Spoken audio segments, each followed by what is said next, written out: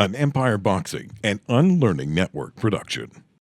Boxing fans, welcome back to the Empire Boxing Podcast. I'm your host, Coach Jay, and I have the pleasure of introducing Ronny Rios. He boasts a record of 34-4, 17 coming by way of knockout. He has held the WBC NABF Super Bantamweight title since 2019.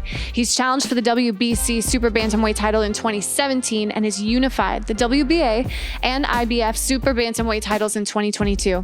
He's recently fought and won. Congratulations, Ronny, on the last Pro Box event after a 2-year layoff, and it is my pleasure to welcome you to the podcast. Thanks for joining us. Thank you for having me. I really appreciate it, and thank you so much for having me on. And you're talking to us from sunny California, out in Orange County. Tell me, just tease me a little bit. What's the weather like there? Because it's so bad here right now. Well, here today it was like 71. So not as hot as it could be. You know what's funny is, like, for this time of year, I'm surprised it's this cold. Like, even outside, we took the kids out we tried to take them to the pool, but it was too cold to get in the water. Actually, we still got in the water, I should say, but I didn't have as much fun because it was freezing.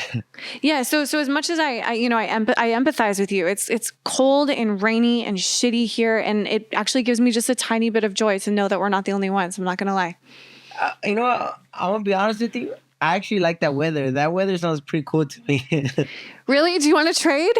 I'll take your kids to the pool. I mean, if you want to trade, I'm game for it. Instead of wife swap, it's just like random stranger swap. And your wife's like, who's this swap, chick? I guess. Yeah, exactly. Tell us a little bit about your family. We were chatting before. You've got a 1-year-old daughter and a 7-year-old son. Tell us about them. Yeah, so it's funny because they're completely opposites. My 7-year-old boy, he's very quiet, he's very funny, he's very outgoing, but he hates confrontation. He's not a violent guy, right? Ever since he was a kid. My daughter, on the other hand, oh my gosh, I think if anyone's going to be a fighter, it's going to be her. She is feisty, she hits you, she's already starting to, like yesterday she was hitting me, and my wife stopped her from hitting me. And she started crying, right? And you would think that she would hug us, but instead of trying to hug either my wife or myself after that, she tried hitting my wife too. So I was like, oh.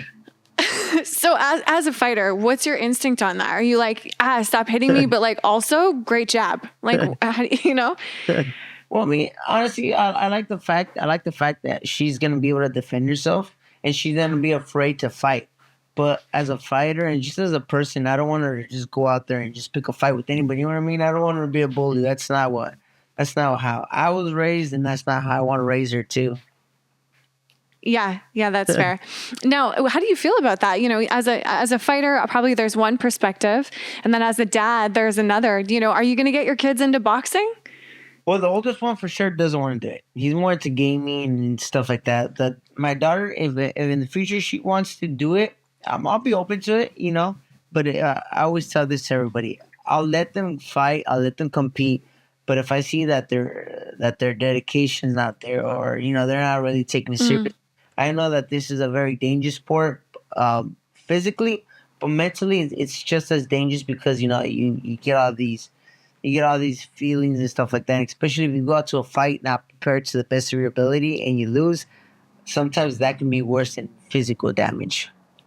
Yeah, that's a really important aspect of boxing and the fighter's life that, I think the average fan doesn't really realize. Yeah. Putting that into words as well as you did, that mental battle that goes well beyond the actual fight itself. Yeah. How did you deal with setbacks and triumphs in your career? So I always say this to everybody, even to this day, whether they're in boxing, whether they're in other sports, school, I always tell people, make sure you surround yourself with the right people, because sometimes you think they're the right people, but they're not. You want to surround yourself with people that are going to be by your side, win or lose, money, broke, doesn't matter what it is. But as long as they're by your side, they treat you the same. They still invite you to come over to your house, because you will have those people that stop coming around, that don't invite you anymore. And then when you come back and you start doing good, they have the best excuses as to why they stopped coming around. And obviously you believe them because they're your friends, and you're like, oh, I've known this person for such a long time, but you have to come with the realization that, oh, you know what, that those are all just excuses. Just like in boxing, if I go out there and I lose a fight, I'm gonna say, oh, he was a better fighter than I. I'm not gonna put up excuses and say, oh, you know what, this and that. That's just not my style. And the other fighters do it, and I'm not, that's on them. But me personally, I like to say, you know what, man, it wasn't my night. He figured me out. He caught me with something I didn't see coming. Plain and simple. I don't need to go out there and say, oh, this and that. That's not my style. Yeah. So important to be able to take that ownership and responsibility for yourself. Now, take us back to the early days. You're originally from Compton, California, correct? Yeah, I lived there till I was 4, and then my parents got a divorce, and then I relocated to Santa Ana. And it's funny because I've been here since I was 21, 22, I should say, when I got married. No, sorry, 24. Actually, my wife and I, we got married. We got an apartment in Santa Ana. And then we ended up moving to Costa Mesa for like a year. And then we moved back to Santa Ana.